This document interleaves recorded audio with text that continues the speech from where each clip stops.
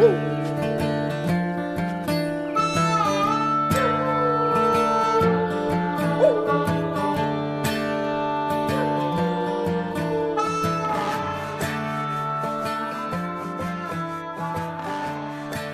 everybody, welcome to episode 54 of the Go Get Outside podcast. This is your host, Jason Milligan. Welcome back, welcome aboard. Today we will be talking to cinematographer, photographer, general creative, ex-BMX professional, co-creator of Skaters in Cars, Aaron Nardi. He and I have worked together a fair amount over the last few years, including on the TYLT project that you have probably heard mentioned here on this show. So I figured it was about time to finally get him to come on the show. So one morning after he stopped by our Butcherbird Studios office in Glendale, he and I walked over to Griffith Manor Park right next door and recorded this episode. In addition to BMX, we talk a whole crap ton about cameras, tech stuff, and particularly 90s VHS technology. So if you've been sitting back thinking, man, they talk about the outdoors way too much on this show, I sure wish I could hear a whole lot about cameras and VHS tapes, then you are in luck. This is the episode for you. So let us get to the show and hear what Aaron has to say about the beloved VHS camera, the VX1000.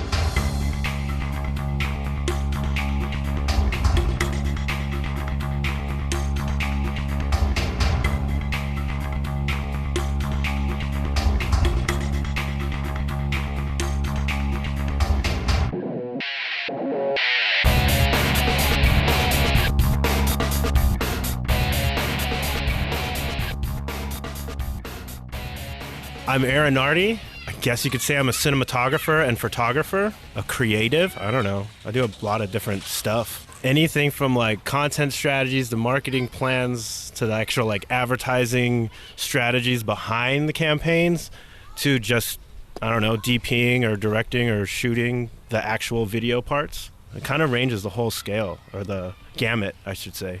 And what kind of material do you tend to be focused on? I do a lot lately of like fitness and sports, I guess. Yeah, I guess that would be like a majority of stuff. Some music here and there, more music lately. I know a lot of what you do is stuff for ESPN and other similar brands to that. So when you come to mind, the first thing I think of, it's not the only thing, but the first thing I always think of is sports type content, and not like team sports necessarily, but active outdoor sports. I guess I started with like BMX and action sports stuff, like producing my own videos and working for a video magazine and stuff, and that kind of led to more and more. And yeah, I've worked for ESPN and X Games for, God, I don't know, maybe 10 years now, something like that. I have a show I co-created called Skaters in Cars with Chris Noreco, and that takes up a portion of time. And that's basically, if you've ever seen Comedians in Cars Getting Coffee with Jerry Seinfeld, essentially the exact same show. So you stole the format of the show is what you're saying? Oh, 100%, yeah. It's like literally, well, it's lower budget for sure. We don't have Acura as a sponsor. You know, it's basically some top skateboarders driving around talking about whatever. Yeah, and they're talking about skating and whatever else, as well as, you know, we check out a couple spots that they may have done stuff at, or legendary spots, and that's kind of it. So let's talk about how you ended up in that, because part of the reason that you started focusing a lot on kind of action sports stuff is because you come from that realm originally, right? You didn't start out with a camera in hand. You started out on a bike, right? I would almost say they came at the same time. Like, I started riding bikes, BMX, tricks, whatever. Pretty soon after, I was using like a VHS-C camera, like the tiny little tapes. Dude, do you know which one? Because it might be the same one I have at my house. God, was it a Zenith maybe? I wish I still had it. I mean, my parents may have it somewhere, because I don't think you would have sold it. It's not really worth anything. Yeah, it's totally not. And we, oddly enough, to automatically bring us on a first tangent, one of the projects we shot, Michael Schlane wanted to have a portion at the beginning, which was like a bad TV commercial shot on a VHS. Oh, that'd be awesome. And so we busted that camera out, and I hadn't used it in like a decade or more. I think this thing was like fully automatic. It was basically the like replacement for those like Coda or the Super 8s. Yeah. Like it was that, but with tape. So like But it wasn't even as good because they had the different tape formats. So they had full on VHS, which was consumer you could buy, and then they had what was the other ones, like 8mm or something? I forget what it's called. And then they had VHS-C, which was like the crappiest of all of them. High 8, that's what I was saying. Yeah, there was High 8. That was like the good ones. Yeah. But like, I can't think if my dad actually had a big full-size one, like the full VHS tape one. Like I remember it, but it was like big and in a huge plastic case, like a massive Pelican case. But yeah, then he had this little VHS-C one, and I just remember taking that because I could put it in my backpack, and we'd just film stupid stuff and never do anything with it. How old were you at that time? Maybe like 14, 15 maybe. And like I said, that was like right when I started riding bikes. I got better at riding bikes, and kind of as I got better at riding bikes, I guess I got better at using cameras. And we just started, got a real camera because I worked for a Props Video magazine when I was 16, and I would leave school. Like, we had work program, and I would tell them I had work program, but I never signed up for work program. I just told the teachers I had it so I could leave early and go to work. So I would just go work at Props, and I was screen printing t-shirts and packing orders and stuff like that. Also learning editing and shooting from my buddy Chris Rye, who we've since now worked on stuff together 20 years later, which is kind of cool. And you said this is Props Magazine? Props Video, I believe was it Props Video Magazine then? And now it's just called Props. What time period are we talking about here? This was... late 90s, early 2000s? Mid-90s. Okay. The 411 Skate Magazine, a monthly or bi-monthly video magazine. So it'd be an interview with someone, a contest, this or that. And I don't know if even Props was the same exact time, when they came out, but it's the same idea. So more people know 411 because it was a little bigger maybe, but same idea. There'd be an interview with someone, walking around doing whatever, and then they're throwing in B-roll or they're filming specific stuff for the interviews. Then there'd be a contest or an event, and it was basically each video was probably an hour, and I think they were monthly or bi-monthly at the beginning. Was it a subscription service? People got it mailed to their house? Yeah. It was VHS, and it would come to your house, and that was Oh, it was VHS. Yeah. It wasn't even DVD? No, not yet. Yeah, it wasn't even DVD yet. So the first video I ever made was actually on VHS. Yeah, it was ridiculous. What kind of video was it? It was a BMX video, so I guess I shot, edited, and produced it along with my friends. That was basically from working there and working with those guys and kind of learning what to do. We were shooting on a VX1000, but that was the camera at the time. And there's still people using it, which is ridiculous. Yeah, it was SD Mini DV. Oh, so it was Mini DV at least. So it was better than VHS-C at that point. It was after the stepped up, when I got a real camera. Yeah. You're a big dog. Yeah. The funny part is thinking back, I didn't know anyone who even owned a light for a camera. Right. Maybe not even a microphone, a handheld mic, because they used them in Props, but I don't know that they ever lit anything for that. Yeah, all the lighting stuff came way later. That's crazy to think about, that I shot for 10 years without ever having a light. Right. Well, I remember the same thing because that's what we did too in high school, get a hold of High 8 or a VHS-C camera, and then there was no concept of you light anything. Yeah. There was, hey, let's put on whatever dumb, outlandish costume we can come up with, and that'll be our character. Yeah. And then we'll just make up a movie and we'll point a camera at each other. Yeah. And we'll drive around town until we feel like we're done. Yeah, there was maybe a semi-idea of locations. Oh, this would be cool on a mountaintop or by the river or something. But there was no oh, you know what we could do? We could make it look moody or portray a vibe via the camera. It was more I'm wearing a costume or a shirt and my character is this shirt. Yeah, pretty much. That's what we do. I'm going to carry a bat and I wear a helmet, so that means I'm a baseball player. Or not even that. It would be, we would go with something more asinine than that. Yeah. So how did you end up at Props? Because you said you were still a teenager then. So I was in high school, and my buddy Sweet Lou. That's his Christian birth name, right? Lou Caparelli. Sweet Lou worked with them, and I don't remember how it got connected, but he was just hey, do you want to work there? And I had maybe met Marco and Chris, the guys who owned it and worked there, maybe once or twice, maybe. And then kind of went in and just started working. And like I said, I was printing T-shirts and packaging stuff, and then basically learning editing. And back then, editing wasn't even just editing. There was all this technology behind it that you had to know how to raid drives and what drive would work, because you actually couldn't just buy something at Best Buy and make it work. So were you doing non-linear editing no, at this that point?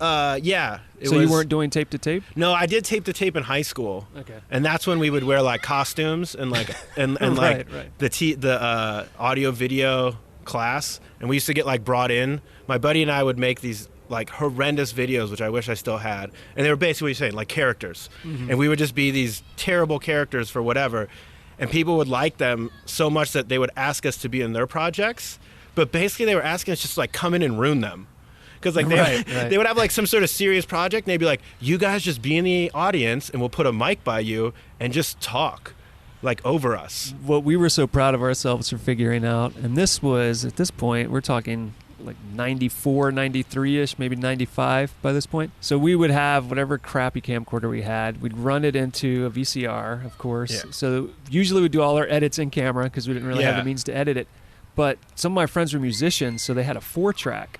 And they figured out if we routed it through the 4-track, we could control the levels from the camera, hook in a portable CD player, and then cut in music. Oh. And so all of our editing was all audio related. We were so proud of ourselves for figuring that out. Was the song in first? Were you like live editing to the song, essentially? No, we'd just find a song that was like, okay, this song will work here. So what we'd be doing is we'd be playing it, recording it to the VCR, swap out the CD, move to the right track, play it. That's amazing. Fade it out, pop out the CD, hurry up and put in the next one by the time we needed it. That's awesome. Yeah, and that's all the editing we were able to manage at that point. Well, so like, I mean, here's a secret of the trade that somehow people still don't understand. We add the music in post. Right. You have no idea how many times I've been asked by like a friend or a client, should we put music on? And my answer is like, if you want to hear you talking, no. Or if you want any audio from this, no music. If it's silent, play as much music as you want. I still don't understand how people don't get that, but it's constantly like, yeah, I'll just talk over some like Sean John, or like, I don't even know what they want to play. You can move everything, right? So just have me say whatever we want me to say over whatever part of the song, right? Magically. Yeah, you'll just put in a different song in post. I'm like, huh? Like, so that's always pretty funny. But yeah, back then I remember like actually doing stuff though where we played music because like we didn't know how to insert audio. So I was like, all right, well, we have 3 minutes to make this thing live. Like, no, there was a way that crappy VHS-C camera I had, it did have something called insert edit. Yeah. Where you could lay down an audio track. Yeah. And then you could record over the tape without recording over the audio. And so we did do that sometimes. Where we'd record like Macarena or something and then go to a park. When you went tape to tape, you could put down the audio track. But like, that's crazy to think about how a VHS tape actually had the ability to record a separate audio track. Like when you look at Premiere now, your audio's on the bottom, and essentially we're doing that in tape form. Mm-hmm. And then another thing, so we're just going to keep getting nerdy about stuff people don't care about, but I didn't learn till college about putting a control track. Oh, yeah. On your VHS tape, which for people who don't know what that is, probably people listening don't even know what a VHS tape is. You would always, if you tried to cut between two sources, you'd get a bunch of video noise, so you'd have to record just black or something else, which would then add a control track. So it would basically create this magnetic track on the tape. So then when you cut between things, you wouldn't get that static. It took away the skipping part. Yeah. Because you would lose the control track was basically almost like time code. Yeah, pretty much. Like it was like, no, we're still going. Because when you did tape to tape, the tape would think like we're done, and then you would have to like restart a new one, and there was always that like weird delay. And if we had known that in high school, then maybe we would have tried to edit more from VCR to VCR, but because we didn't know that, we were like, well, every time we cut it, we just get static, so we'll just do everything in camera. Yeah, there's so many funny things back then. Wow. To get back to what we were talking about, since we went on a huge tangent about VHS tapes and crappy movies we made in the 90s as kids or teenagers. You were talking about this job you got, and you're learning to do T-shirts and video. What I find interesting about that is you said you were 16? Yeah, I was 16 because I used to drive there. So you might not have even realized at the time, but basically you were getting the training for everything you do now, because you're saying now you'll do marketing and then the additional materials, and that's all stuff you were doing there already at 16. Yeah, basically. I mean, even when I made my video, like part of it was like, how do you promote it? I mean, it wasn't made really to make money when I made Team JV or anything, but it was like, how do you get people to watch it? And back then it wasn't like you could just put something on YouTube. It didn't exist. So it was like, all right, like we have to put ads in Props Magazine, or we have to like go talk to people about it, like PR stuff. Honestly, the fact that worked is crazy, because now that I don't think I ever consciously was trying to market it, but yeah, I guess you're right. I was like learning marketing and advertising by default, just because I was like, I want people to see this. I want to sell PAL videos because you used to have different codecs. Oh man, now we're going to talk about NTSC versus PAL. Versus PAL. So yeah, like I forgot how many were produced, but you'd basically produce like in action sports, you'd make NTSC a batch of like say 5,000 videos, and then you'd make 1,000 PAL, and then those were the international sales. So it's kind of the opposite of today, because your international sales would be like would be a fraction of your domestic, I guess. But it's not like I ever had a spreadsheet or knew what domestic or international sales were back then. Who was handling that PAL conversion for you? You weren't doing that yourself, right? Because that's different frame rates and everything once that happens. That's interesting to think of. I think the duplicator basically did it. Okay, so you did have a service that was I don't think I did the conversion myself. So much of it was a lot easier for me because like I could just ask the guys at props, like, hey, I need to make 3,000 videos. Where do I get it done? Because back then, like, there wasn't Google either, so you needed to like know someone who knew someone, or do a ton of research, I guess. So some parts of it were easy, but yeah, even in that, I learned how to do like the box layout design. So I learned how to use InDesign and Photoshop and like making titles and all that, and which led to other things down the road. And now I can't use After Effects at all, but which I'm going to ask you to help me with later, a little project. But yeah, it's weird. There was a lot of, even as like, I guess a teenager, my first job was doing everything I do now, which I guess, I don't know if that's depressing or cool. Well, if it's what you like to do, then it's cool.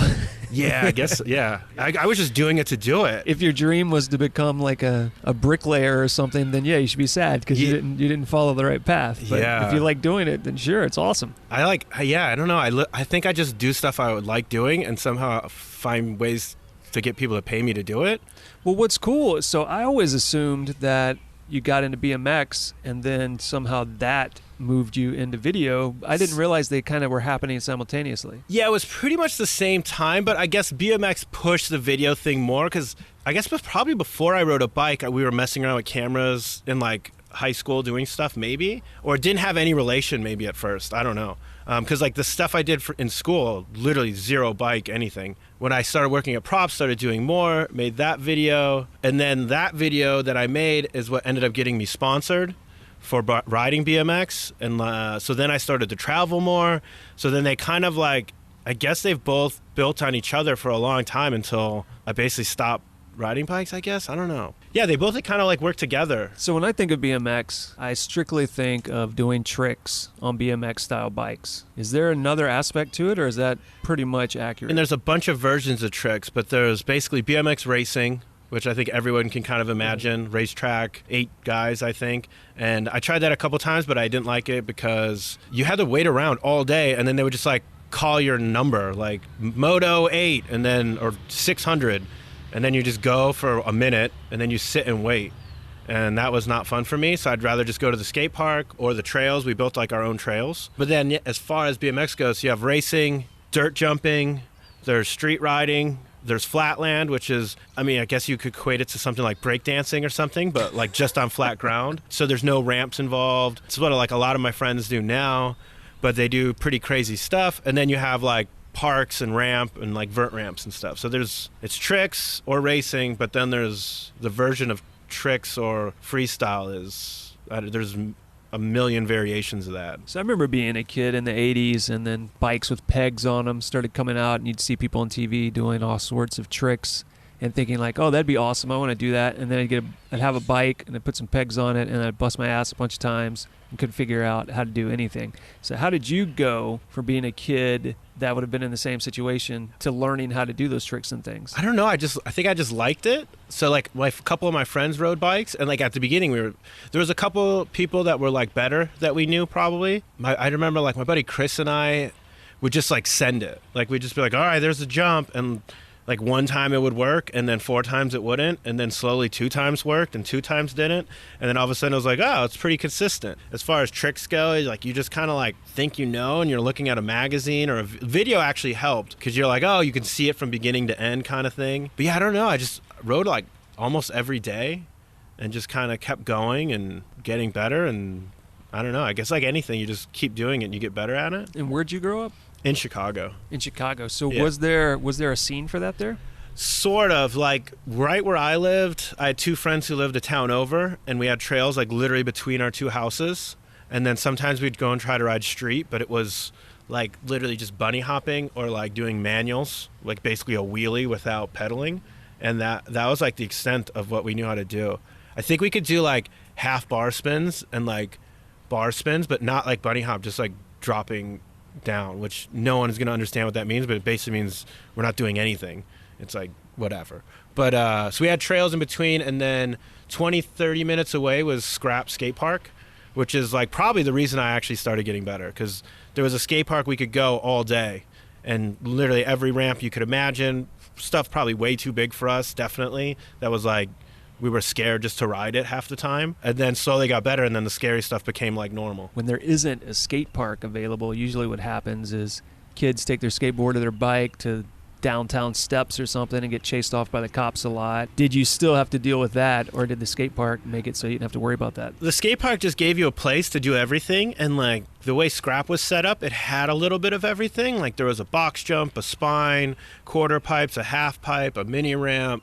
There's like a little street section, so you could do like regular grinds that like you normally would be getting kicked out of spots or getting harassed by the police. But then we would also go ride street downtown Chicago. Like everybody in Chicago used to meet up at the Picasso, and then we'd go street riding. And like between the skate park and the street ride sessions was when you realize like, oh, there's like other stuff people can do, and you learn from watching others or even them teaching you stuff. And then our trails was like us just doing whatever we thought we were supposed to do. And then watching videos and trying to build jumps like we saw in the videos, which we always thought were way smaller, but then fast forward a few years, we were like, oh, I guess they were actually just the same size. But in the video, they seem way bigger. So we're probably like needlessly hurting ourselves. Trying to push yourself to meet a standard you didn't know you were already meeting? Yeah, exactly. Like it was like, oh, this jump should be way bigger. And then like no one could clear it and be like, maybe we should make it a little smaller. Like there was definitely those moments. But yeah, it was all just like a learning curve on all fronts of, I mean, even street riding was like, oh, well, we can't go to that spot, or we can go here for about 10 minutes and we get kicked out. But it used to be pretty lax. I feel like security's a lot rougher now. Maybe just the cameras. But there are also more skate parks now. It's so much easier now for like people to get into any sort of action sports, because almost every town has like their own skate park, or every other like suburb will have it. Chicago has like, there's probably like 10 or 12 skate parks in Chicago now in the suburbs, more than that actually, but there's probably 4 or 5 that are actually like pretty good. And back then it was one. A friend of mine who has 2 kids who are like in that preteen age range, he recently as in last year, took them on a road trip across the U.S. And what they did, their goal was like, we have to stop at a different skate park in the U.S. every day. Oh, nice. And that was a thing they could do. Yeah. Like that's a thing that can be done now. Yeah. I mean, I remember there was a few places like Boulder always had a good skate park, and it was like a cement park, like public, but that was like a destination. So like people would go to Denver and Boulder just because of that skate park, and then stay and go to the trails or ride street. So like we used to do road trips like that kind of too, or driving from like LA to Chicago or back, and we would go to like Vegas, go to the skate park. It'd be like 118 degrees out, and you're so it was a colder day in Vegas. Oh yeah. It was literally. I think I have a picture where it's like my mirror has like had a thermometer in it, and it said like 118, and like we went and rode, and it was so hot that like you weren't doing anything. Like you were just pretending to do like tricks. But if you did wash out because your tires were really hot and the ground was so slick there, you would like wash out, and like you wouldn't get hurt from falling, but you would literally burn like your arm, because like you were laying on the ground. You'd be like, oh yeah, right, like, yeah. Like it's it was that kind of heat where you sincerely can fry an egg. Yeah, on the sidewalk. like and you're trying to ride in like shorts and no shirt because it's 118 out. But yeah, we would go from like Vegas, and then where did we go from there? Probably just to like Grand Junction or something in Colorado had a skate park, and then it was like Boulder, and then we stopped in Iowa because Iowa had an indoor park called Rampage that was really good. So we could kind of do it every park a day back then, but not really. But you could get close, but it was sporadic. And nowadays, yeah, you could definitely you could do that almost anywhere here. Mostly what you were talking about was still on the western side of the U.S. Yeah. Whereas now I think you've got a pretty good chance most places in the U.S. So you were saying that you started getting into riding bikes and finding that you're improving. You got that job at Props. You put together this video that led to you getting a sponsorship deal. So tell us how that worked out, how you got that deal, and then how things changed after you had that sponsorship. Yeah, so basically, I would go to Rampage in Davenport, Iowa, which is where Standard Bikes was located, which was one of the, I guess it was one of the two rider-owned companies back then. And then Terrible One had just started, which I actually printed some of their original T-shirts and would intentionally not do a base layer because I didn't like the base layer. And then I could take the shirt home because it wasn't right. But if it was a light-colored shirt, you don't need a base layer, which I never understood. Everyone wanted these thick, like blocky screen prints, and now it's the opposite. So I guess I was ahead of my time as well in fashion.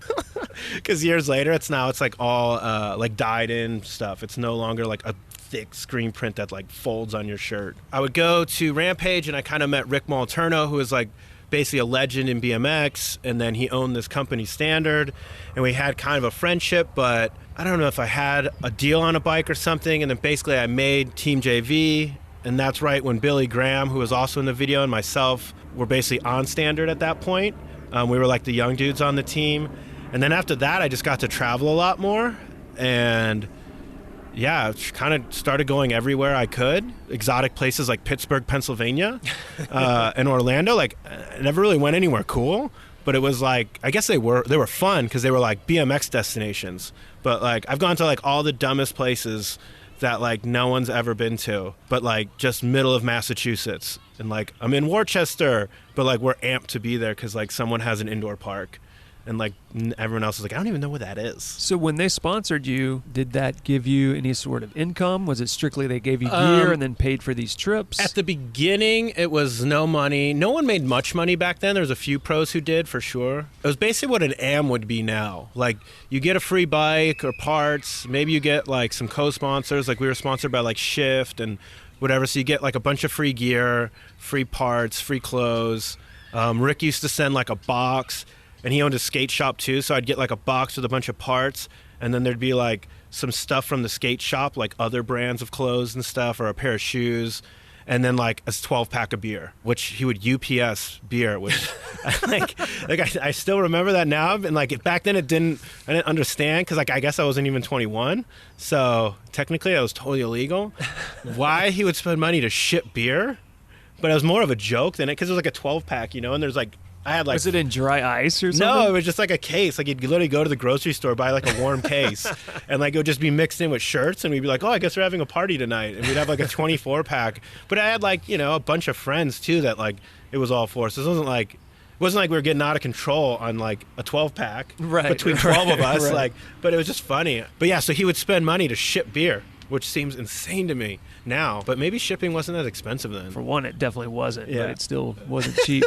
Were you working at Props still then? Or did you somehow, once you became sponsored, were you capable of somehow living off of that? I worked at Props for a while, and then I started going to community college. I don't even know. I have a bad memory of most of this time. It's all those cases of beer. It's probably. I don't know, but I was working at Props for a while. I started going to school. And I realized, like, there's, like, a way I could do this thing, but it's not going to be with Props. But, like, there's probably a way I could do this without going to school. But going to school seemed a lot easier for some reason at the time. It was less to worry about, even though I had a job most of the time I was in school. But it was just, like, I wanted to go to California, and it seemed like a really good excuse. Like, oh, I'm going to go to school there. Oh, so did you move to Los Angeles then? Yeah, for school? After a while, like, I was probably sponsored for maybe 2 years. And I was all East Coast, going to New York, Florida, North Carolina, South Carolina for contests, like Pennsylvania, Iowa, like all Midwest, East Coast. And then I moved to the West Coast, and that's probably got a few pictures in magazines and like some clips and videos and stuff when I lived in the Midwest. But then when I moved here, it was like super easy. You know, there's photographers that lived all over the place. And there was more than one magazine based here. So it was like really easy to all of a sudden be in magazines now and have little interviews and stuff like that. So I guess, yeah, moving to California definitely made my riding career bigger in media coverage, but I got way worse at riding a bike. Maybe just progressing less, because living in LA, it's like not easy. Like, you could only ride street or go to a couple sets of trails that technically are legendary, but were terrible compared to what I was used to riding. Like, Sheep Hills is like a legendary spot in LA, or in Orange County, in Huntington. And it's awesome. if you're used to riding it. But compared to like something in Pennsylvania, and especially if you're kind of like, I don't know, I guess picky or an asshole like me, like I was like, yo, I pedaled as fast as I could over all these bumps and I still cased the jump. Like I didn't clear it. And because that place was ridden by like AA pro racers. And like most of the guys who were good there either grew up riding it, could ride anything, or were like legit professional, like Olympic level racers. When the Olympics came, they ended up being in it. So it's like a different class of style of riding than I was used to. I was used to like take a couple cranks down a hill and just jump doubles and like do tricks. And like it was, I don't know if it would be easy, but it was almost closer to what like maybe mountain biking would be, where like you just ride down a hill and you pedal a little bit. And this was like full sprint as fast as you can, then somehow while bouncing through their bumpy dirt, getting back to like trying to feel normal. Like, oh, now I'm in the air and I'm just going to do the trick I was thinking about while my head jarred for the last 20-foot sprint or 20-yard sprint. So I basically stopped riding dirt when I got out here and only rode street, which was never my forte because it really hurts to fall on street. But like it also hurts to fall on boulders, though. Yeah, it's true. Through the years, we've had a few other spots to ride dirt out here, which have been fun, but it was mostly street. So I could like do stuff, but I couldn't ride street all day. And there was a skate parks here used to be terrible. Like when I first moved here, it was like they were fun, but fun for like a half hour to an hour. Or like maybe there was one thing there you could take a picture of or shoot a video of. And then anything else was like real effort of getting super creative. And now like you can actually go somewhere where there's like fun stuff. And like you can ride around and have fun or do shoot photos or do this. It was interesting. I lived around like a bunch of pros which were my friends, so that kind of helped. Yeah, and then I started working on like some TV stuff, like editing, shooting more. And then I got into photography in college. I basically failed photography in high school. In college, I took a photography class, and then I think I sold a photo for an ad while in the class. And then that ended up being what I did for a while. So I did some video stuff, but then it kind of transitioned to mostly photography, which again, I had flashes, but I didn't know how to use them. I still wasn't into the lighting thing yet. I don't know. I guess it feels like a recent phenomenon. At some point, you realized, oh, wait, photography's really about light. Yeah, it's like, not about pointing something. Well, because like what I was doing was all like you tried to make it look good, but it was all about like the trick. So like even the video stuff, like the lighting wasn't as important because it was what that dude's doing. Right. And you're kind of stuck. Like, yeah, I knew if the sun was behind, it was going to be more of a silhouette, or if the sun was in the front or behind me, then that's like my key light or something. So I know like obviously there was like some aesthetics to it and framing and whatnot. But yeah, like in the end, then when photography came, it was like, how do I freeze the action and make it look cool? And then I guess years later when I started shooting, like, I wouldn't say more mundane stuff, but like maybe portraits or like fashion stuff, was like, oh, you have to like figure out how to make someone standing look cool. Because like they're not doing a 15-stair handrail or like a rock climbing photo, you know, you could probably make look pretty cool without a lot of technical skill.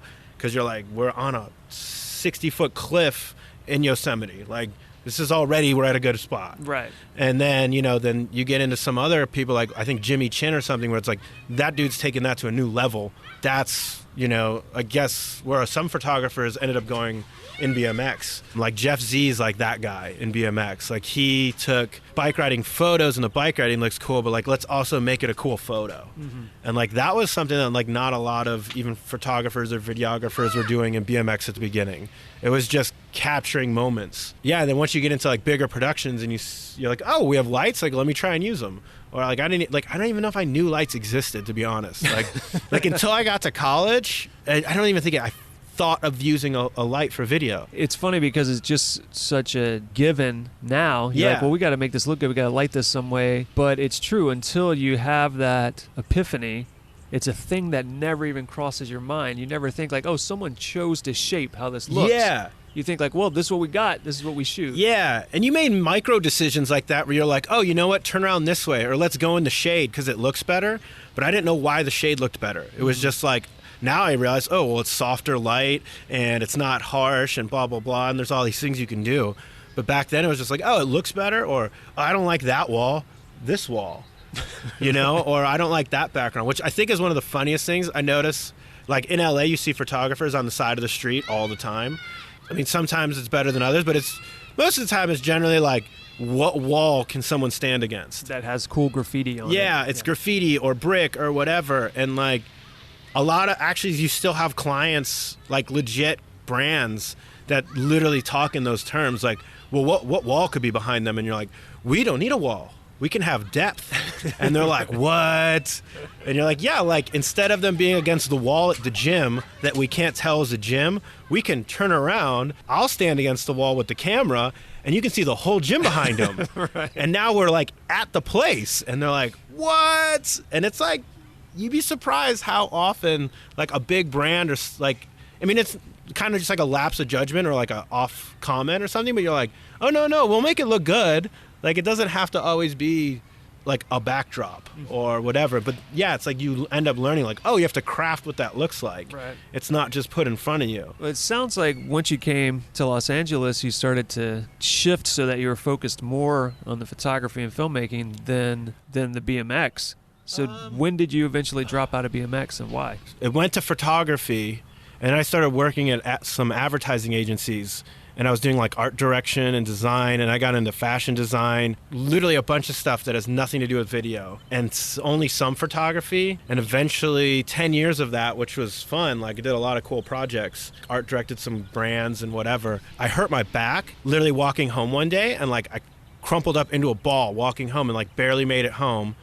Took a bunch of Advil and just laid on my living room floor and like woke up like 6 hours later and was like, all right, there's something wrong. Like seriously wrong, because I couldn't move. And then it like turned out it was like from sitting at a desk all day. Right. And I was like, I can't do this. I can't sit at a desk all day.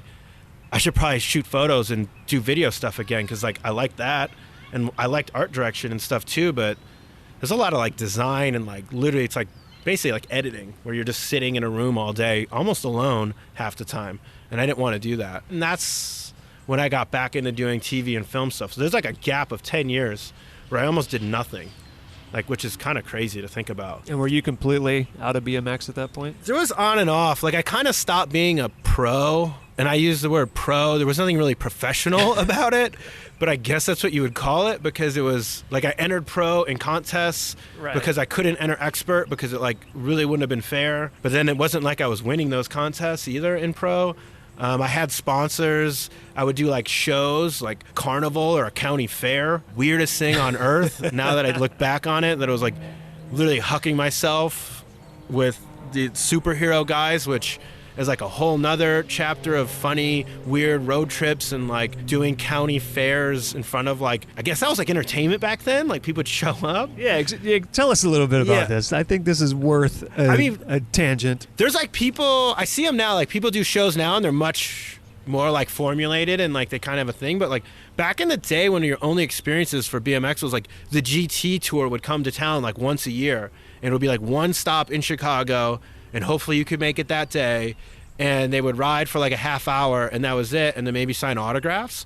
And so I remember some of those shows, like fast forward 3 or 4 years later and I'm pretty good, and all of a sudden I'm doing shows like that. I don't know if we did like Taste of Chicago, but it'd be like festivals and like county fairs and carnivals and stuff. I want to hear about these county fairs, because I'm picturing like the 4-H club comes out with their cows. Oh yeah. And then the cows shit all over the place, yeah. And then you come out on your bike. Yeah, so there was like, we lived in Chicago, or I did, and the show company, like Superhero, Eric and Ryan and them lived in like Kankakee, which was like an hour south, and that was kind of like hillbilly a little bit. We did shows in like, what was in Indianapolis? It was like the marathon or during the car race, but we did shows like downtown Indianapolis where like people were never there for us. It was like we were like the sideshow. Right. But there'd be like, 1,000 people in the crowd, or like there was moments where it was like county fair and like the ramp wasn't even there yet and they had like a rodeo or something.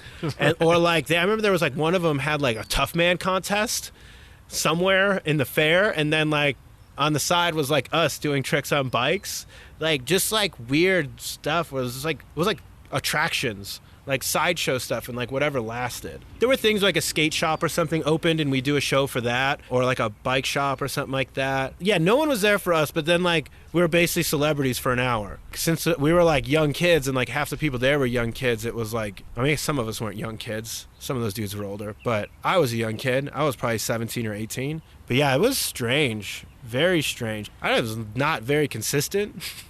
So half the time you'd end up just falling and maybe not even finish the show. But I think we got paid like at the beginning it was like $50 a show. Yeah. And I was like, I mean, back then that was, I wouldn't say good money, but like it wasn't good, but it wasn't at good, 17 it was like, all right. Just for riding a bike though, Yeah. like, and then you're like, and you thought too, like, oh, I just got to ride this box jump. Like that was fun on its own. So like I just went and had fun and got paid $50. Right. Like that was like baller.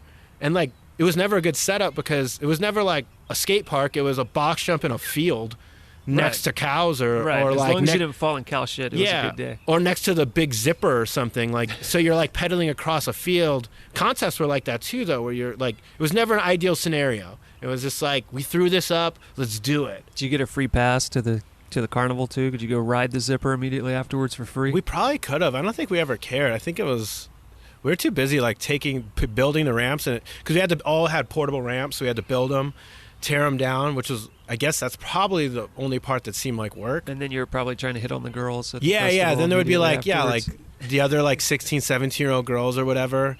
You know, we were also 16 or 17, so it didn't seem that weird. But yeah, in some hillbilly town. Like, God, where were there? There was shows in like Moline, like Rockford. There was one, God, I wish I remember the name of the town, but it was an hour and a half from Chicago, and literally it was just like this town had like a factory, and then that was the entire town. And I remember doing shows on like Main Street, and like the streets blocked off and stuff, and you're like, why are we here? Like, what, the Turn Up Festival or something? Not Turn Up. Like right, turnips, like the right. like the vegetable. Yeah. That was actually weirdly. I was like, yeah, like it sounds like something. That sounds like something I would be at now. I was gonna go to the Turn It Up festival. Yeah. No, turnips or like whatever. You were confused. This is the Turn Up or whatever kind of corn they made there. You know.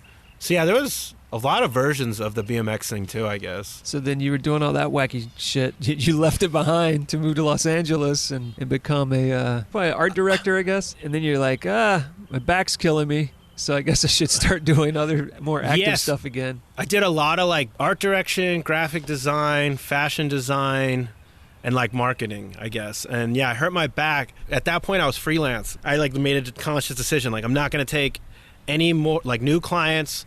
I'm literally only going to work for the people I like that are easy to work with and stuff. Like, I'm not doing any like design work on the side. I'll only do like a few things for these people, and I'm going to do video and photos now. Yeah, so how'd you transition back into that stuff? I don't even remember how that worked. Like, it was literally, I mean, I just remember a conscious decision. Like, if I keep doing this design work, I'll keep doing it. So I had to like limit it. Yeah. Which was like hard because that was how I made money. But I think Quentin, which was like a hat company that was like action sports, just started, and I was friends with some of those guys, and they basically make like hats and clothes. They got into like BMX and skateboarding. They basically needed like videos and photos of stuff. I went on a shoot with my friend Faith asked me to help with, and it was in a ditch, and I didn't actually like put together what was going to happen, but I showed up, and it was it like 6 or 7 guys? I'd say 5 or 6 of them I knew very well from riding bikes, and was like, I definitely should have realized that I was just going to go hang out with all my friends today. But I didn't realize that those were the guys on the team because it wasn't really official at that point. And then she showed up an hour later, and we're like shooting action photos, and she was like, can you help? Because I've never shot like BMX. And she showed up wearing high heels. And so here's like this cute girl in a dress and high heels walking around with a camera who like, you know, was a decent photographer in her own right, but like not for this. And everyone's like, so Aaron, you want to shoot this photo? Because like everyone knew I could do it because I've had shot photos for magazines of bike riding for years. And so I guess through that, it kind of turned into like, oh, maybe we'll make a video. And like all this stuff was basically like, if I thought of it now, I would have never agreed to do it. It was maybe like $100 for a video. Mm-hmm. And like at that point, it wasn't like I was a broke kid, but I was just like, well, I want to do this, so I'll do it. I basically made like the lowest budget stuff, but it was again, just stuff like I'd done before, but I had a little more knowledge. Now you knew that lights existed. Yeah, so then it would be like, how do we light this with no money? At least there was an idea of how do we light it, Right. you know? So then it was figuring out, which is weird that I still take that mentality now and like make lights myself, because I'm like, well, I can use a Kino, but that costs $1,200 and weighs 20 pounds, or I can build an entire set with quasar bulbs and build it myself how I want it, and it should work just as good. And I probably spent $1,000 total for like a set of 4 lights. And I can put them all in a golf bag and go to Nashville and shoot for a week instead of bringing one Kino with me. I mean, I guess there's a reason, but I still think in that mindset of like, I'll just do it myself. They asked you to shoot some photos because the woman in high heels was maybe not completely prepared for the shoot. Yeah. And then you started making videos again, and then suddenly you found out, hey, I'm shooting BMX and stuff Yeah, again. so that led to kind of doing BMX videos again in a small sense, but they were a little more creative than they were before, a little more production value or like just thought put into it. DSLRs existed, that like the Canon 5D I think is what we started shooting stuff on, and that like allowed you to actually shoot like good looking video, right. Although not the best for action and movement, but I mean it looked good and it was acceptable, and you could put stuff on YouTube now pretty easy. It was still way better than what you got on your VHS-C years before. Than even the VX1000, which still today people use, because when we do skate stuff, some people send in footage and I'm like, you're sending me stuff off of VX1000. It's a 20-year-old camera and it's SD. Why are they still using it? Why wouldn't they just have a GoPro or something? Yeah, well, because a GoPro would technically be higher quality. There's like an aesthetic. Yes. There's an aesthetic quality to the VX1000. The hue of the camera, whatever you want to call it, the picture profile, is like a little on the gold side, and it's kind of like nice. But if you just learned how to color correct at all, right. You can mimic that color. So people are essentially using it, as far as I can tell, is because they're too cheap to buy a real camera or learn how to use one. But I know people making, like, as far as action sports go, like fairly legit stuff, and they're still doing a VX1000, still logging tapes, still doing all this stuff. I mean, I guess it just limits you from doing anything on a professional level outside of what you currently do. There's an aesthetic choice, and I know people have made like music videos with them on purpose, which seems like a fun project, but as your like go-to camera every day, like you have to have 3 of those things. And it's not for a 3-camera shoot. It's like, because one may stop working at any point, and then you have another one, and that one may stop working at any point because you have a million little they used to stop working all the time. Everyone used to send in their VX1000s. Like your microphone would break off, the tape thing would stop ejecting, like, and then you'd not have a camera for 2 months, and then you'd get it back from Sony, and it'd be like they would send it back and they'd clean it, and then you'd be excited because it felt like a new camera. There's no reason to use that camera anymore, and people still do it. It's the type of thing if you watch like sports on TV and SD by accident, like you're on the wrong channel, and you can't read the jerseys, like you just tell that guy's on the Lakers, and you think it's Shaquille because he's really big, but you can't actually tell that it's Shaquille or Kobe or whatever. Like that's what a VX1000 looks like. You kind of get what Tricky did. It might be this guy or that guy. It might be this spot or that spot. If you want to read the guy's t-shirt, just use a camera that shoots in HD. Dude, you're getting a VX1000 sponsorship. I'm trying to so hard.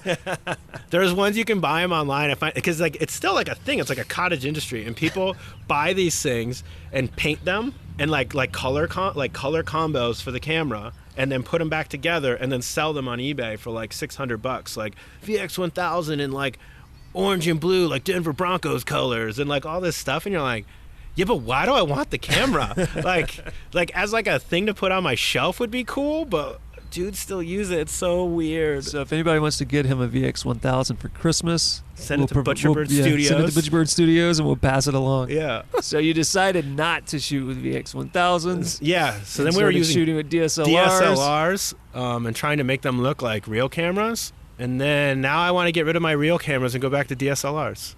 So because they're too big and heavy. They're too big and heavy and expensive. It's weird. Anything in the mid-range kind of sucks, and like a GH5 is better than all of them. And if you want something that's better than a GH5, other than ergonomics or something, you have to get like a C300 Mark II, because the C300 is really only good if you're shooting reality TV, unless you build the hell out of it and go crazy. But like, then you might as well get a C300 Mark II. But that's, what, a $12,000 camera for the body or something? So it's like, or you can go at a $2,000 GH5. Right. And it does pretty much all that.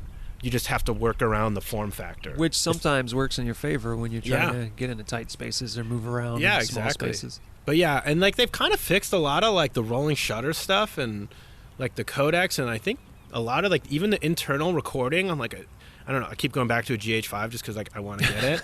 But the internal recording on that's better than what's in a C300. Not the Mark II. You could run a GH5 for less than a quarter the cost of a C300 Mark II, for sure. Now you're trying to get a Panasonic sponsorship, but make sure you don't get a Canon new sponsorship. EVA. I like Canons too. I really liked my C100 Mark II. That was an awesome camera, but it doesn't do 4K. I don't know if you could put it in a VX 1000 body. Boom. Yeah, and then the funny part is I switched back to Sony. Yeah, I love those a lot, especially the skin tones. If you know anything about camera codecs, you know that I'm serious. We're sure talking a lot about cameras now. So you started shooting with real lights and real cameras. I wouldn't say real lights yet, but like probably work lights. With lights. Yeah. With lights and real cameras. So how did that go from, all right, I'm no longer going to be this art director guy. I'm going to start picking up these little video jobs, and oh, shit, now I've got series for ESPN. I honestly have no clue. Dude, we got to get you some ginkgo biloba or something so you can remember your life. I made 2 videos, 2 1.5-minute edits, kind of like I used to do, and I showed my buddy who worked at ESPN that ran the website. Hey, do you want to put these on ESPN? Because they have bought photos from me and stuff before. He's like, yeah, these are awesome. He's like, I'll totally put them up. He's like, you just have to change the music and the titles. And I remember writing back and like, nah, that's cool. It's already done. And it's like, so I like foregoed getting money for something just because I didn't want to change the music and the titles. And I go, I'll just make new videos. Like, I'll find something new to do. And then that turned into like, oh, well, maybe I can do it with this guy. And it was a mix of me pitching ideas for like content for xgames.com and ESPN, and them saying like, oh, there's an event here. Would you want to do it? And that kind of bounced back and forth between video and photos. That was probably the main thing that got me back into like really doing video, like being able to like sort of sustain some sort of like monetary income, although it didn't pay well. It was enough. And then that kind of led more and more to other things. There were a lot of one-off pieces, kind of like, I mean, there's a lot of people who do similar stuff for like news stations and whatever. So I was doing that, but in action sports. But that's made me thinking of like as a story, start to finish, or as a series. And then I pitched ESPN on a couple series that I wanted to do, and we did some of those, and it was like documentary style, like behind the scenes, blah blah blah, like trying to tell bigger stories, longer segments, multiple parts, stuff like that. And then the skaters and cars thing kind of came up because Chris Nareko had this idea, talked to Tunney about it, who was the guy at ESPN, and then he asked me, and then Chris and I like met, talked about it, and kind of formulated what it would be, and basically went and shot a pilot. And then Skaters and Cars was born with a Mikey Anderson episode that we shot on 2 drift cameras that I borrowed from Kurt Yeager that were like the GoPros kind of in the car, and then just me shooting it. And then like now it's, you know, me, Chris, 2 camera ops, a sound guy, possibly a driver, possibly a PA or, you know, producer or an assistant of some sort. So it's grown from, you know, 2 of us with like basically borrowed stuff to an actual production of sorts. So that's been interesting. But yeah, that's been like 3 or 4 years in the making, I guess. But we made the pilot and then they wanted more of it. I don't know if that was my first experience, but I guess ESPN was the first experience of like actually coming up with an idea, pitching it, and getting it sold. And you're still doing that shit with them, right? Yeah, so Skaters and Cars still exist. The BMX stuff doesn't as much. I don't even know if they do much BMX content, to be honest. I mean, like around X Games they do, but not just like on a regular platform basis. There probably is, I just don't know. But yeah, we do Skaters and Cars for them. Now it's actually more structured, like a real series. So it's 1 a month. We actually have a deadline. We have like network notes and like everything that goes with working with like a network, but actually they're pretty cool with it, and it's usually mostly what we want. They'll just kind of, if something's a little too rough or like we missed like bleeping a cuss word or something, like that's actually the majority of the notes. It's not really content based, which is nice, because when I've dealt with other networks, the notes are like asking to put in stuff that doesn't exist. Right. Or they change the concept of the show after it's been shot. Right. So yeah, for the most part, it's pretty cool, but it's weird because that's almost the only way I know I make stuff. We've worked together on projects with Butcher Bird and the TYLT stuff and other stuff, but even that's still We used to do a whole bunch of Nexon shit together. Yeah, too. oh yeah, Nexon stuff. So Nexon was some of the only stuff I got brought in that like literally I didn't pitch. So it was like, hey, you're just going to show up and edit something someone else wrote or designed or whatever. And then, yeah, that's like a small portion, which I feel like it's most people's like main portion is like, hey, here's a job for X company. You're on the production team. Here's your role. Yeah, usually people are struggling to get to a point where they can create their own content instead of other people's content. Yeah, and mine's like, I don't know how to make anyone else's content. I just make my own. Or with the actual company, like we figure it out ourselves. So I'm like basically executive producing or directing it.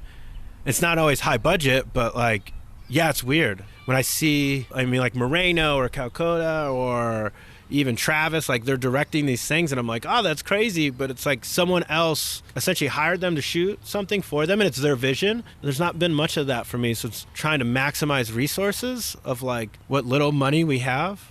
And trying to like borrow real lights from Moreno and then like buying him like a sandwich. Like it takes a lot to feed that guy, so you probably need 2 sandwiches. Well, not anymore. Now he'll like when I go there to like quote rent gear, he usually makes me a smoothie and I'm like, you're eating way healthier than me. It's so crazy. I guess it's helped to like have like friends that have real gear. Like Moreno's essentially a rental house. That's right. That's 6 digits. If you need to rent some gear, look up 6 digits. Yeah, if you need the homie rental thing, no, pay him real prices unless he's actually your friend. Yeah. But yeah, so like, having, or even like the stage and stuff like allows you to do a lot more. Like I know you recently got sent to India for 2 weeks, right? To shoot VR stuff? We were there. I'm actually going back next week. Oh, so that's coming up already. already. We were there 2 months ago. We were shooting a VR project for a nonprofit, like charity. It was basically 2 VR documentaries about kids with cleft lip. The idea is, originally it was like, I think we were talking like 3 minutes. Like a kind of like a web edit style digital piece, but VR, like you kind of have to hold clips longer because people want to look around and stuff like that. So they may be a little longer. I'm not sure where we're ending on, but yeah, we were there for I think 15 days, or I'm confused as how long we were there because I think I was gone for 18 days. But I don't know how much of that was. There was like 3 days of travel to get there, to get to the location, because it was fly to Hong Kong, wait in Hong Kong, fly to Delhi, spend the night in Delhi, wake up, fly to some town in India, then look for water for 2 hours because you have to bring your water with you, then drive 2.5 hours to the hotel, then spend the night, then drive 3 hours to the location the next day. And then we show up. So what's that? 3 days deep, 4 days deep to get to the actual location. The talent's not there. So that was a moment. Yeah, there's a whole backstory to that, but shooting in India is kind of crazy, especially and now you're going back. And then shooting VR is like its own thing. VR is so weird. It's hard to think in a 360 space, and then you also just have to make so many exceptions. Like that's kind of the hardest part, is just going like, well, if something's happening behind it, we can't really help it because we're shooting live, or we're shooting in the wild. We can just do the best we can do. And yeah, you can plate it where you shoot one side then the other, but like that gets tricky too unless you're trying to spend a ton of time in post and in production. It's a lot of choices and like compromises, I feel like. I feel like they're very different things because some of the people Butcher Bird are more into it than I am. And I think it's cool and it's interesting for the right thing. Like we shot this 7 teacups, or it's like a canyoneering 360 thing. And I think that's cool because someone can experience something to a certain degree they can't. But one of the things I don't like about shooting VR is I feel like it takes away all the aspects of filmmaking that I most like choosing my composition, controlling what the audience can see. Controlling the look. Because, I mean, you can control your look with VR, but not to the extent you can with a single frame. But it's really cool when you can immerse somebody in something. Yeah. So, yeah, it's more of like, I don't look at it as like storytelling or filmmaking. It's like experience making. Yeah. Fred went to Cambodia and shot a bunch of like temples, and that stuff is like, oh, you got like a feeling that you're there, but he's not necessarily telling a story. And it's hard to tell a story with VR because of all the technical aspects. I mean, you can do it, but it's just more of an experience and a feeling. It's a different way of having a story told to you, for sure. Like, it's an experience and a vibe that you're there, whereas when you're shooting 2D, I can, like, do a close-up of a face, so all you see is that emotion or perceived emotion in their face, and I can light it where it looks dramatic, or it looks like a horror movie, or it looks like this. Shooting in 360, it's like, well, we're probably going to see those lights. So we either have to get real creative with practicals or none, or not at all. Or do a lot of posts. Yeah, it's like, it's almost like zero production or 4 times the production. You have your option. Like, it's either you're shooting with an iPhone with whatever's there, or you're shooting with like twice the crew to actually make it look decent, which is crazy. What is it, like a day of shooting VR is like 4 times the amount of post as regular video? Is that like the Matrix we figured out? I don't know. That's probably accurate. Lewis said something like that, and I was like, yeah, that totally makes sense. Yeah, that post will disappear to a certain degree at some point, but it has not yet. Not yet, no. What are you looking forward to now? So you've gone through all these stages where you're a BMX kid and a filmmaker that became an art director that went back to filmmaking. You were just shooting your own stuff, but then now you're also branching out to shooting your own stuff and work for hire stuff. Where do you see yourself going from here? And do you think the action sports stuff is going to continue to be part of what you do? I think Chris and I really like doing skaters and cars. Like, we both really like it. And it's like kind of changed a bit now with more of a schedule, which helps actually in a way. Like, it's weird to have think creatively as having like essentially a schedule and restraints actually helping, but it like helps us get it done. Like, we have to have it done on this day. So no matter what either one of us are working on other projects, it's like there's still this thing that we're going to do. So that's fun. I mean, I like producing it. I like that aspect, and I like doing more of that. I also like on the advertising end of like creating the concepts for shows or for series or digital content for brands, which I do a lot of too. In my mind, like the production model, like there's obviously a space for big production companies, 30-person crews, 50-person crews, huge stages, lighting, like that's like cinema. But like content, I don't see as needing that much. One, with technology and smaller form factors and whatnot, you can shoot like you guys are shooting the 3-camera Facebook Live stuff for Butcherbird Studios, and I mean that's 3 people on the crew. And yeah, like if it was for a client, we'd have like 1 or 2 more, and it'd be a little more precise.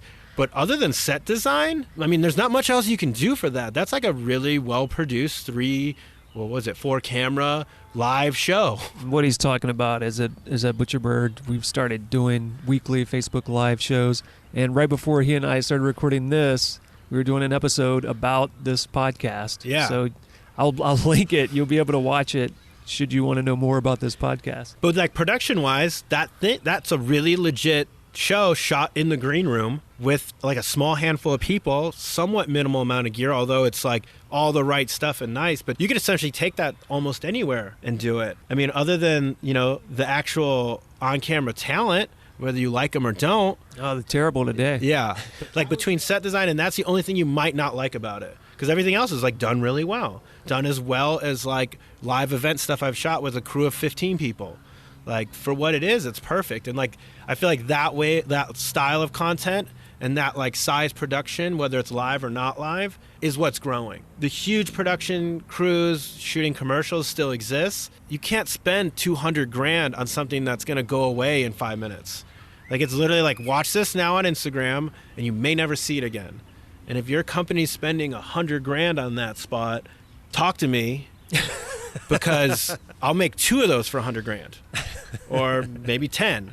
But like it's like packaging, and like that's a lot what I deal with is like, how do you take this concept of making like, I mean, I've actually done it with networks where it's like, here's your TV show, but here's your digital and collateral deliverables that all circle, like they all relate to each other, and your digital content is actually pushing forward or promoting your broadcast content, and now your broadcast content is promoting your website. Because before, people would just say, go to our website, but why would you go there? What are you going to look at? There's nothing on the website. Like, they didn't really have content.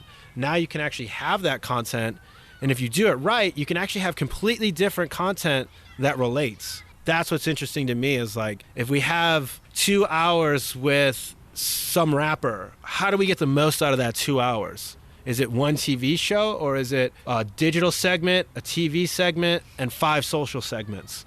And like, that's something you can do if you figure it out, but it also takes planning and like thinking of it in that route, which a lot of people don't do, which is like something we kind of did with the TYLT stuff, was like, how do we make the most out of this? Like, how do we deliver them the most stuff that they, beyond what they just want? Yeah, and for people that don't know what he's talking about for that was a project that he and I both worked on that included 2 series, one where we profiled different people and one where Eric and I traveled across the U.S. and documented living on the road for 2 months. Yeah, it's an award-winning series. That's right. I still don't know what the category is, but apparently we won a Telly Award. Yep. And the package is in the mail. So then we'll see what it is. I'd like to know what the category is. I want to make the bowling trophy. Oh man, what about a bowling style trophy, but if the guy had a VHS camera?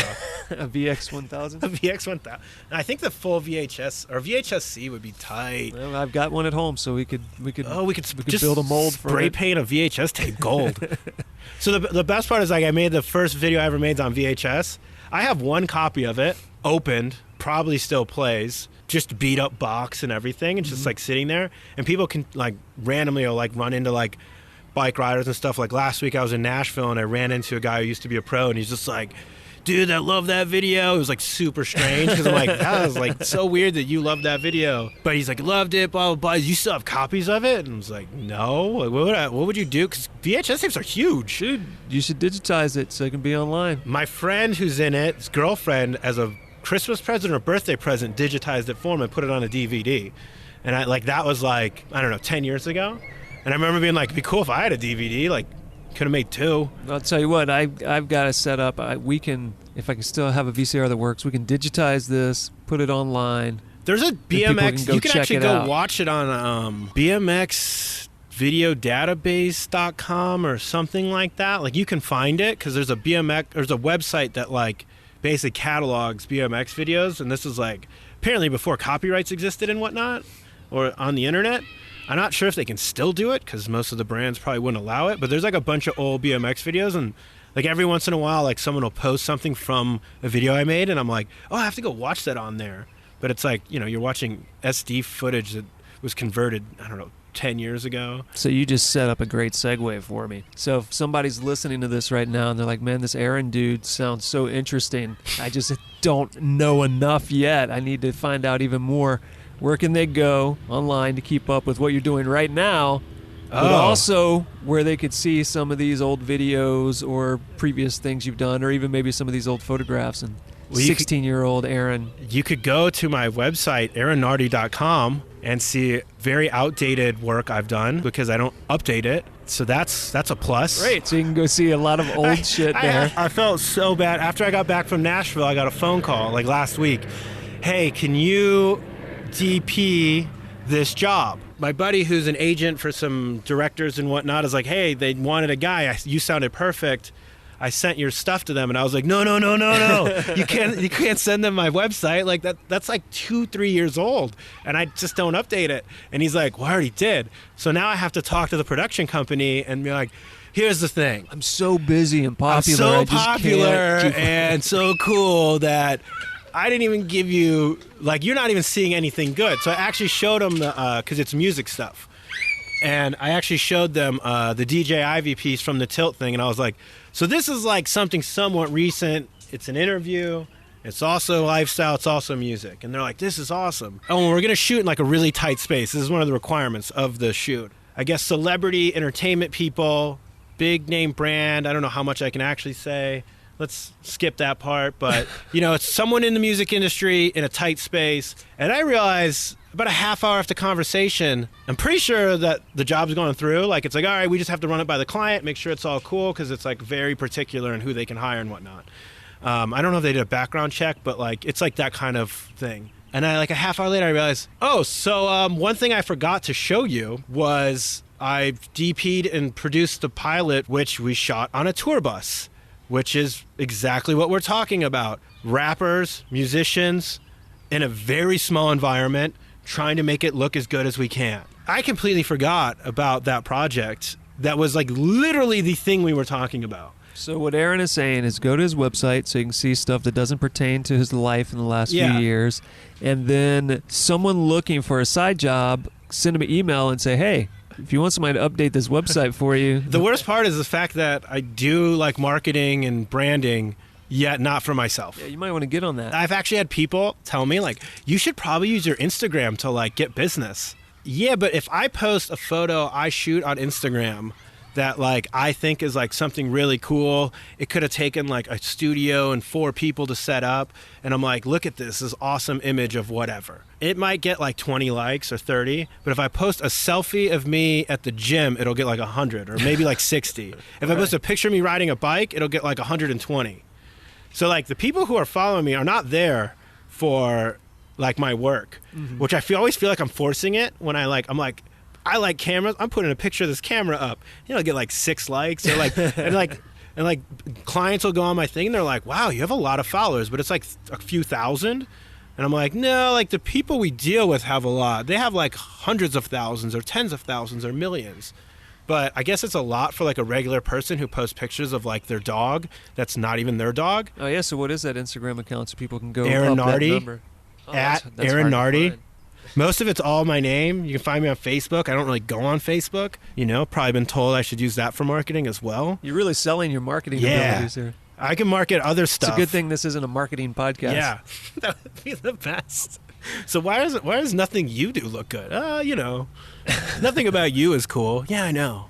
It's all about making other people look cool. All right, so now we know we can send people to AaronNardi.com, Aaron Nardi, and every social media thing basically that maybe will have been updated. Snapchat, it's there, but I don't have the app, so that's good. That must make it very difficult to use. Yeah, I don't use it. I was told that all of a sudden Snapchat was gonna be this great world of like girls sending like boob photos and this and that, and like I was like, okay, you sold me on it. It's like was Instagram around then? Probably, right? But I was like, oh, I get it. It goes away. This sounds kind of interesting and cool. I could see it being like fun. And then I go on it, and it's like someone goes to the zoo and they put a Snapchat of every single animal at the zoo. And like you used to have to watch every one of your things to get to the next one.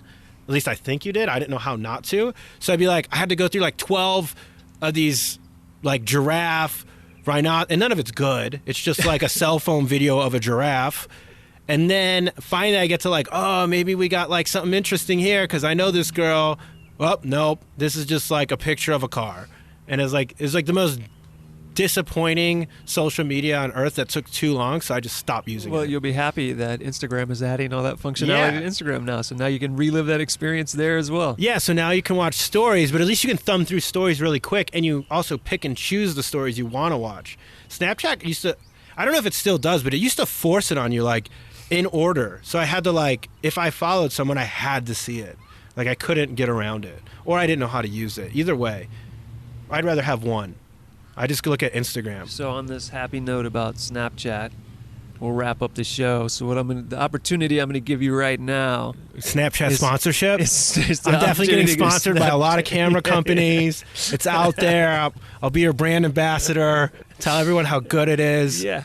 So now you can leave any final thoughts, any final words, anything you want to leave the general public with right now, or just beg for more sponsorships. And then we'll wrap up the show. Yeah, I don't know if what I'm doing is convincing anyone to sponsor me. If you do, I will minimize my criticisms of your product. No, I just want to go hiking and canyoning and stuff. Oh, so this is just him trying to out me in public and force me to take him canyoneering. I mean, I get random text messages, and it's always when I can't do it or I'm out of town, but like I don't have any of the gear either. Yeah, I'll make sure to offer you some opportunities when you're in India. Yeah, it'll be perfect. Yeah. All right, so on that note, everybody sponsor Aaron, and he'll try not to criticize your product too much. Just a little bit. And I guess I owe you a canyon. Yeah. I'll make sure to bring you to a good one, not a shitty one. Yeah. I'm also really positive. Sounds like I'm being critical, but like I like VX 1000s at the time. It was like amazing then. And I still shoot on Sonys and also Canons and Panasonics. Everything has a plus side. All right, everybody. So run off now to eBay and see if you can find yourself an overpriced VX 1000. Custom paint job. You can be the next Aaron Nardi. Can you imagine? 20 years from now. Can you imagine how hard it would be to do like a vlog with any sort of tape-based camera? You're like, you have to record it, then you have to like take the tape out, put it in a special little VCR, press play, log it, then go back, then edit it, and then it's an SD. Usually we all say goodbye to each other at the end of this show. We're just keeping it going. going to go out on Aaron's final rant about the VX 1000. Take it away. No, I mean, it's just tape-based media is kind of outdated. At least shoot film, All right. please. Film? Yeah, that's the next time. We'll talk about film. And on that note, we're going to go get back to whatever kind of work we need to get done for the day. Yeah. Thank you, guys. Thank you, dude.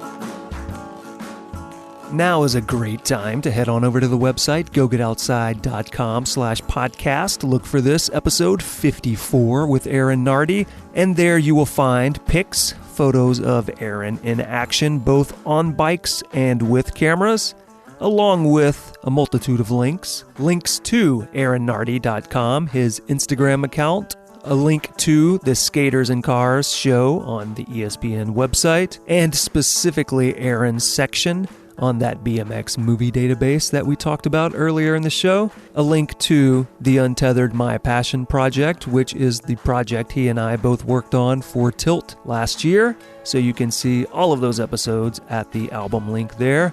And that's not all. Also links to Props Magazine, which is where he got his start, and to the Butcherbird Presents episode that was being recorded that morning that we reference, where I was on our live show talking about this podcast. So if you haven't heard enough about this damn thing, then head on over to the website, click on that link, and listen to me talk for 20-30 minutes about this show.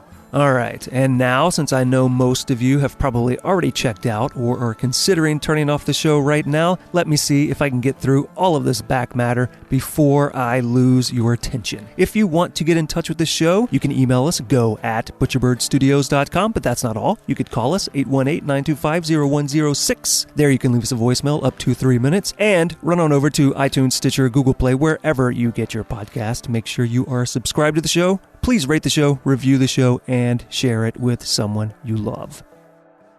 Next time on the show, it is that time again for another roundtable episode. So come back August 16th and hear 4 separate cavers talk all about the activity of caving and answer all of the many questions you may have. August 16, come back for the Caving Roundtable. See you then.